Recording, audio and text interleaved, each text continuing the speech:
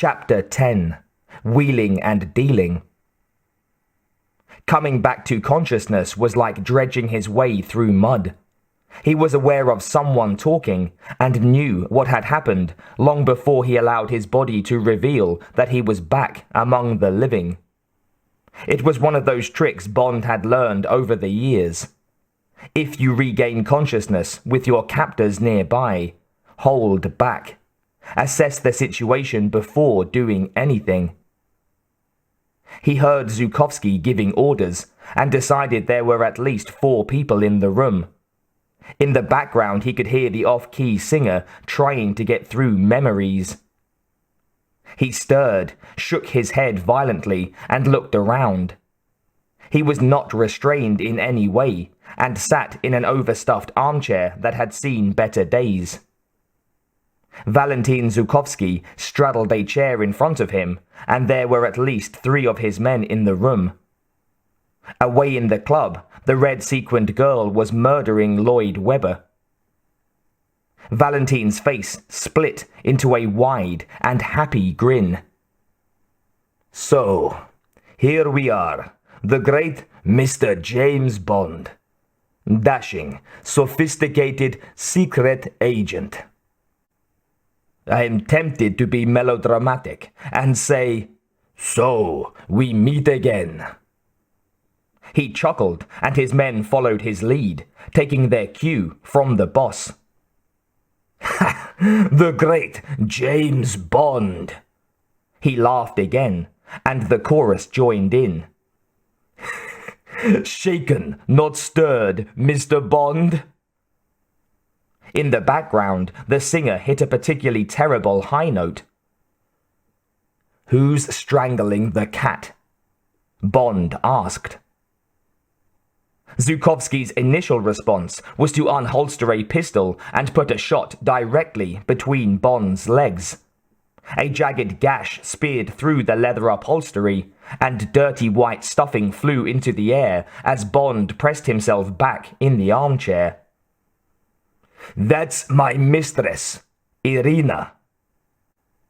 Zhukovsky hafted the pistol as though tempted to put another shot after the first, but slightly higher.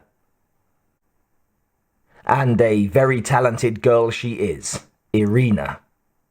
Bond smiled innocently, and Zhukovsky seemed to relent, raising his voice and shouting, "Irina! Take a hike!"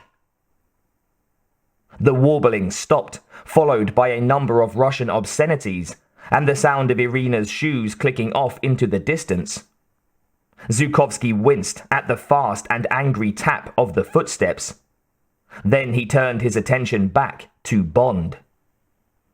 "So, what is it that brings you into my neighborhood, Mr. Bond? Still working for the Secret Intelligence Service? Or have you decided to drag yourself into the 21st century?" The moon face looked almost friendly. "Incidentally, I hear that your new boss is a girl. She sent you to see me?" "No, I came to ask you a favor." Zhukovsky chuckled again and turned to his bodyguards. "He wants me to do him a favor." They all chuckled, and Bond thought they might be taking their lines from an ancient B-movie. "Bond." This time, he was not looking so benign. "My knee aches every day, twice as much when it's cold. And do you realize how long winter can be in this part of the world?" He snapped his fingers at one of the thugs. "Tell him, Dmitri." The large bodyguard began to mumble, revealing that he was not blessed with a high IQ. Zhukovsky sighed and shut off Dmitri's muttering with a withering look. Bond fixed his eyes on his old adversary. "You know, Valentin, for an ex-KGB man, you sometimes surprise me. Surely someone of your stature must have realized the skill wasn't to hit your knee, but to miss the rest of you. Some 20 seconds went by before Zhukovsky took it in. So, why did you not kill me? Let's call it a professional courtesy. Zhukovsky lifted his big head and growled. Then I should return the courtesy. The pistol came up and he fired, the bullet slamming into the chair about half an inch from Bond's right knee. Kirov's funeral parlor, 4 o'clock this afternoon. Bond spoke very quickly, as though trying to beat a second bullet. Really? The Russian slowly untangled himself from his chair. I think we'd better talk about this in privacy.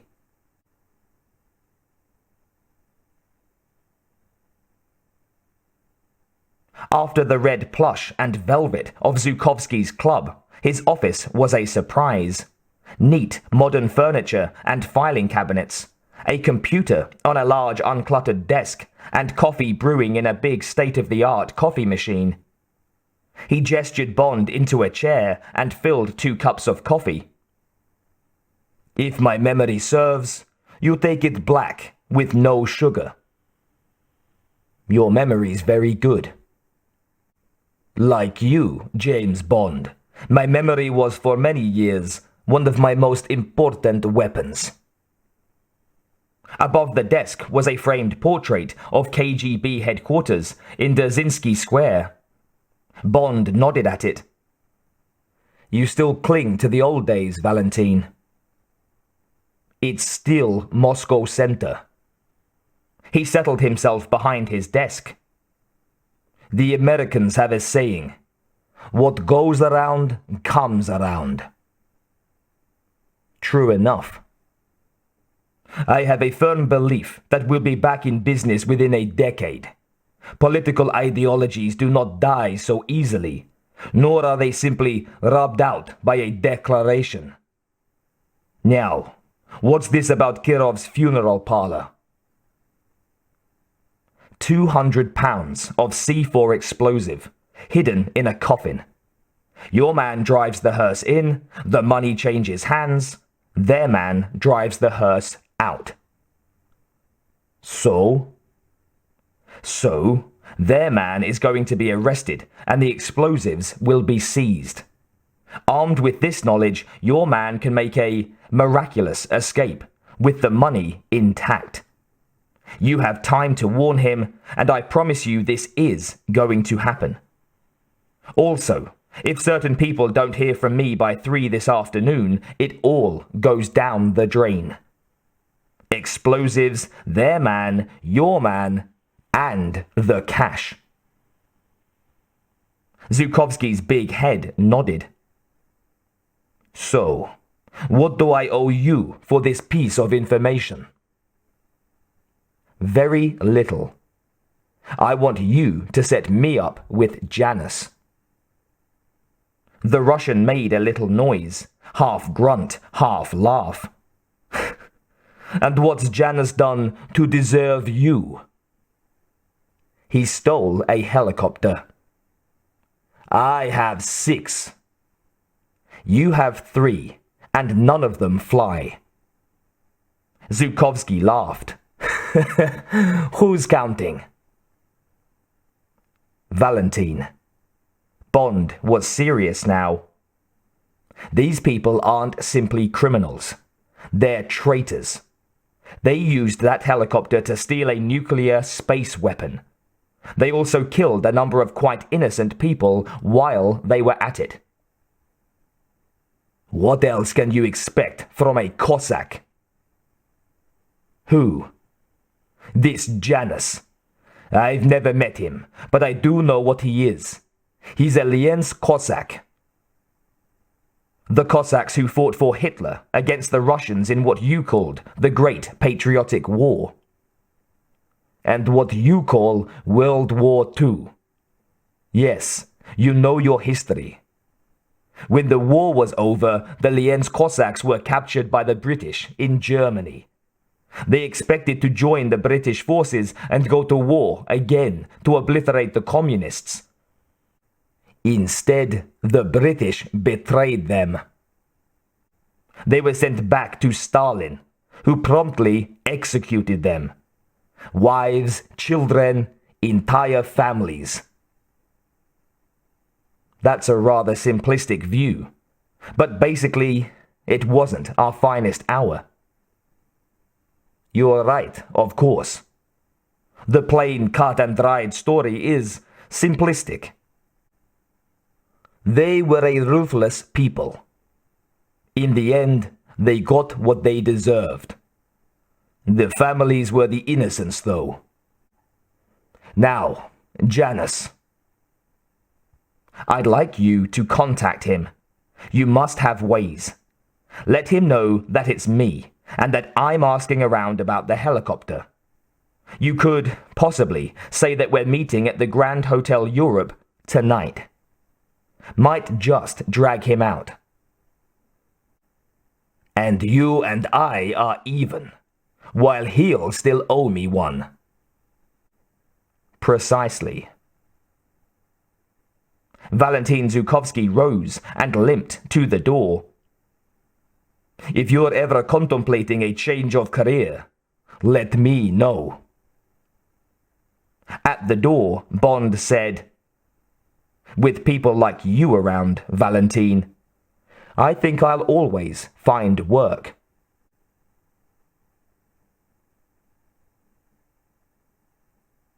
Natalia's watch had stopped when the pulse of the nuclear explosion had hit at the Severnaya station.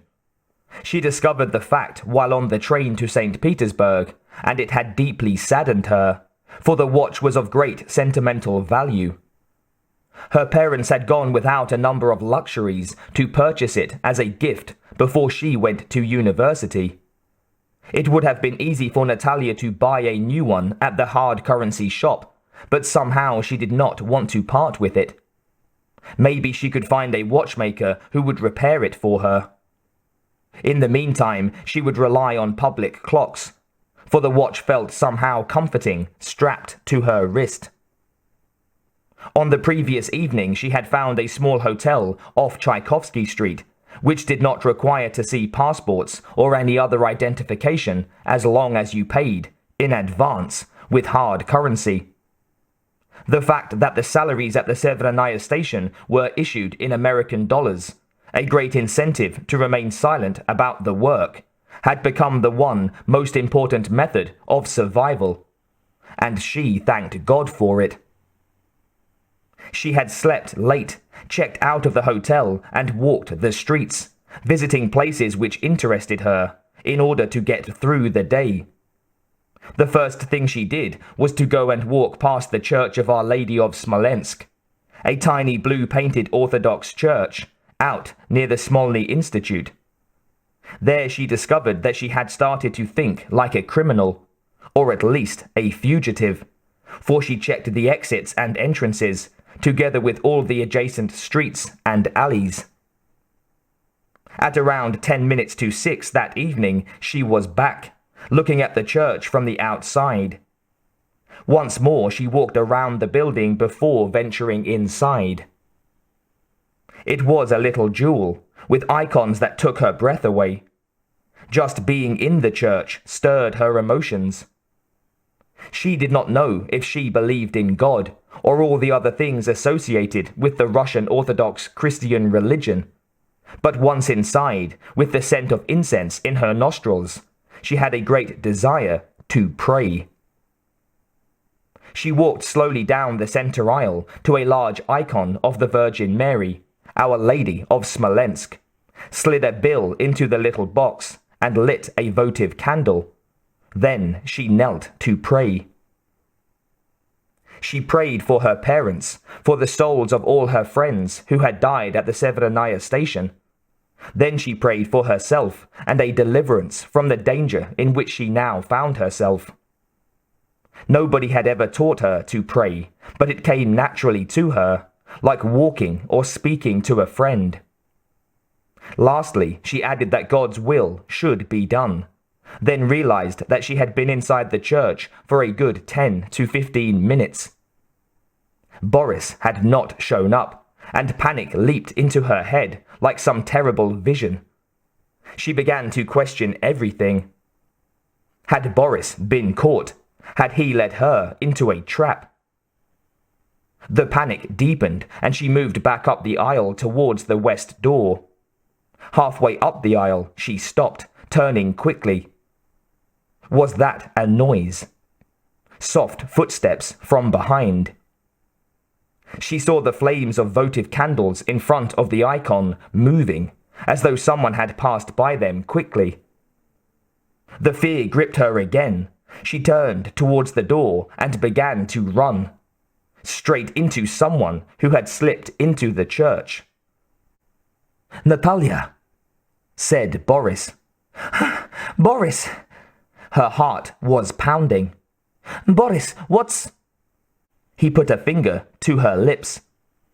"Quick, come with me. There isn't much time." He grabbed at her hand, and for a second she remained uncertain, pulling away, then finally going with him, feeling his arm circle her shoulder, as he led her towards a curtain to the right of the icon of Our Lady of Smolensk. He still held her tightly as they pushed through the curtain, then stopped. For a split second, she could not believe it. She looked at Boris and then at the woman, Xenia Onatop, who stood just inside the curtain, looking like some terrible harbinger of death. She tried to shake herself free, felt the needle stab through her clothing into her right shoulder, saw the world spinning and the terrifying face of Xenia, mouth open as though she wished to devour her. Then darkness. Boris grinned at Xenia. "Silly little goose," he said. "Let's get her into the car. I've got another appointment." Xenia spoke with an undisguised relish.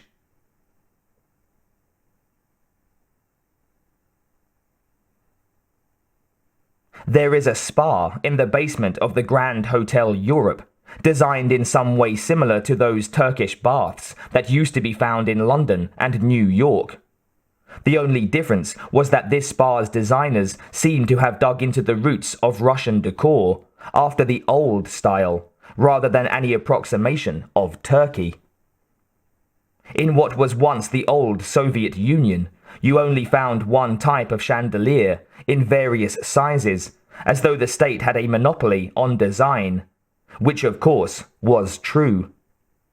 Those same standard chandeliers lingered on. Elsewhere there were fluted pillars, beautifully carved marble, red plush seats and hangings. There was also an unusually high scent of chlorine in the air. During the evening, you could often find many businessmen swimming in the luxurious pool or reclining in one of the big steam rooms. In spite of the chlorine, it was an admirable place to relax and unwind after a long, hard day. Bond was glad that he had got in before anyone else. He wanted to swim and steam away the day's tensions on his own. That was why he had carefully hung a "closed for cleaning" sign on the main door at the top of the steps leading down to the pool area. There were other reasons. He wanted to be alone in the hope that Janus would take up the bait. To this end, he had checked out the changing rooms and the steam rooms, particularly the big one decorated with beautiful tiling, the steam billowing and hot around him. As he knifed through the water, his mind began to focus on the events of the day, of his reunion with Zhukovsky, and the short telephone conversation he had initiated with Jack Wade. Zhukovsky had taken up the offer regarding the explosives deal, and the large amount of plastique was now in the hands of the authorities, and the money had safely reached Valentine. In turn, this almost certainly meant that Janus, by now, would have his sights on Bond, the tethered, sacrificial goat. He executed a fast racing turn and streaked through the water, breathing naturally and swimming with ease. He felt good. He felt even better as he emerged at the end of the pool, close to the columned entrance to the big steam bath. The clouds of steam were moving, wafting, reforming, as though a ghost had passed through them. Someone, he thought, had taken the bait and lurked within the steam. Time to open his pores and steep himself within that same steam. He climbed out of the pool, shook himself, picking up the towel he had left at this end, rubbing it through his hair as he moved towards the archway and into the dense cloud, heading towards the alcove where he had left his robe. Instinct was everything now. Someone else was here. In this place. Quite near and lurking with some unholy intent. He felt the presence, though he could not see. Then the large pillar came out of the mist, just to his left. He had to pass it to get to his clothes, so he danced to the right, away from the pillar, his head turning left, eyes peering through what could just as easily have been dense cloud or smoke. He knew from 100 experiences of surveillance work, from the countless times he had been a target, and the dozens of times he had searched for a target of his own. He turned left and pounced forward, going low in case his adversary carried a knife. A knife would be the weapon of choice in this kind of situation. As his hand shot out, he felt his fingers touch flesh. Then his entire hand was clasped around another human wrist. He jerked forwards and downwards, dragging whoever it was into the relatively clear air of the alcove, where he had left his things. Xenia on atop stood facing him, holding a towel in front of her. A twist of her wrist and she was off balance and sprawled on the floor as Bond dived for his pistol, wrapped in the robe which lay on the small slatted bench. By the time he turned, she had clambered to her feet. She smiled and slowly allowed the towel to drop from her body. Even though he sensed grave danger, Bond blinked the sweat from his eyes. Xenia, naked, was every man's fantasy of the perfect woman. "You don't need the gun, Commander." Her voice was throaty, almost pleading. "That depends on your definition of safe sex, Ms. Onatop." She moved towards him, 2 paces. "That's close enough." "Not for what I have in mind." She kept coming, lifting her hands to cradle his head. A second later, she was kissing him, as though she were preparing to slake an unquenchable thirst. He was unable to resist. Her passion was so deep and almost violent. Slowly, he pulled her back, and bending his knees, replaced the gun on top of his robe, before he began to wind himself around her. Then, in the deepest of kisses, she bit down hard on his lip. He tried to disengage himself and reach back for the pistol, but she caught him behind the knees with one leg, and the ground fell out from under him. This time, she was on him like a lioness, ripping at his bathing trunks, tearing them from him, straddling him and whispering, "James, are you going to hurt me? Please, hurt me if you have to." He struggled, but his body was at odds with his mind. For what seemed to be a long time, they wrestled in an erotic sliding and slithering of wet flesh upon wet, naked flesh. Panting, groaning, grunting like 2 animals. For this is what it was about, the animal instincts of 2 beasts. Finally, he was on top of her and could feel himself sliding and thrusting into her while she goaded him on. Hurt me, James. When are you going to hurt me? Somewhere in the back of his head, he recalled Shakespeare's definition of this, making the beast with two backs. Appropriate. Then the tiny alarm rang in his mind. He knew they were not alone, and at that moment Xenia's legs slid around his upper body, pressing on his rib cage. He remembered the broken body of Admiral Farrell back in Monte Carlo 1,000 years ago.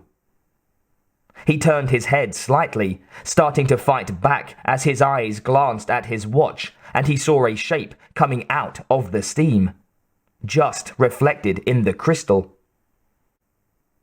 Xenia on the top was squeezing harder now, her feet right up behind his neck, her thigh muscles tightening and relaxing. "Oh, yes!" she breathed. "Yes! Yes! Yes!"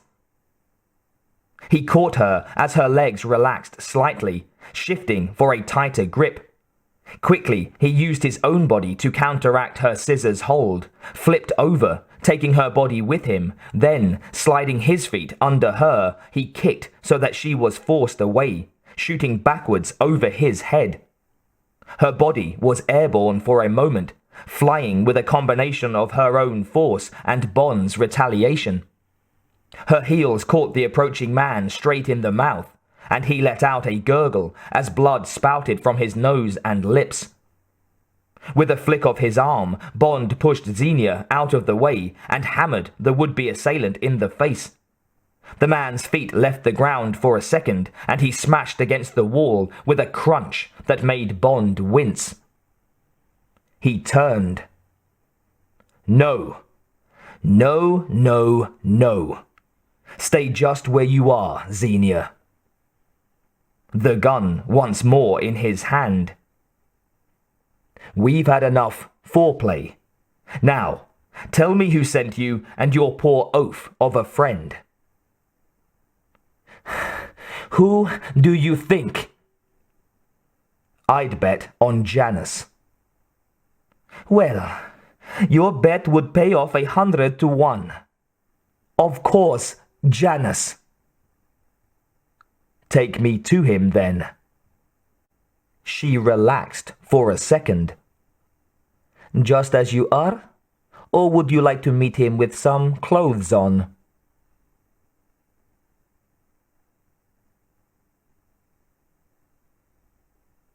She said they would meet in Statue Park, then went on to explain what Statue Park really was, going into a lot of detail. Bond pretended he was hearing all of this for the first time.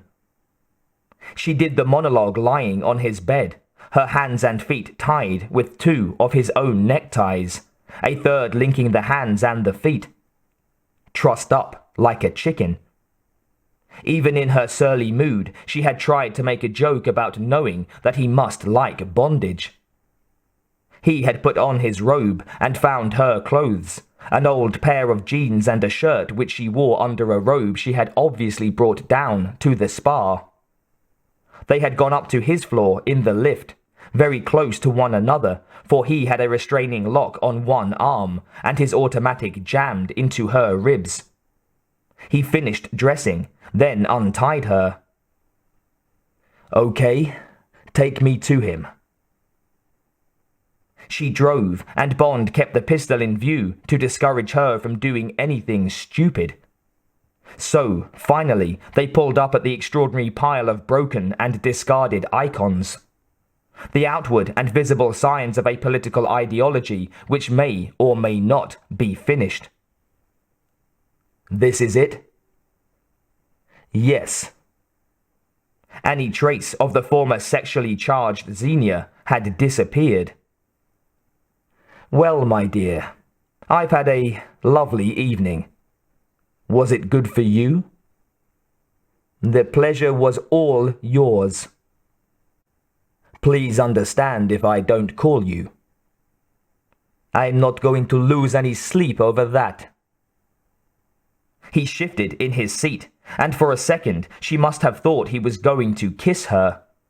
Instead, his left hand came down with its leading edge, hard on that particular point just behind her right ear. He did not have to hit her again. Her mouth opened at the stab of pain, then she slumped forward onto the wheel. "Sweet dreams," he said, and climbed out of the car to find himself staring at the base of a statue of Felix. Ian Felix Dzerzhinsky, founder of what would eventually become the KGB and was now the RIS. He took 2 steps into the so-called park, and through the detritus of the heroes of the revolution glimpsed the silhouette of the Tigre helicopter and a human shape, which flitted in and out behind the broken statues. Slowly, he pulled his pistol and walked towards the helicopter. He had taken 4 steps when the figure came into sight again. A man walking calmly into a clearing. Nearby was the sound of a train. Then, as moonlight fell across the clearing, the man walked into sight, and Bond saw the grotesque face, the left side marked by a skin graft, and his mouth on the same side, frozen. The voice was all too recognizable. "Hello, James," said Alec Trevelyan.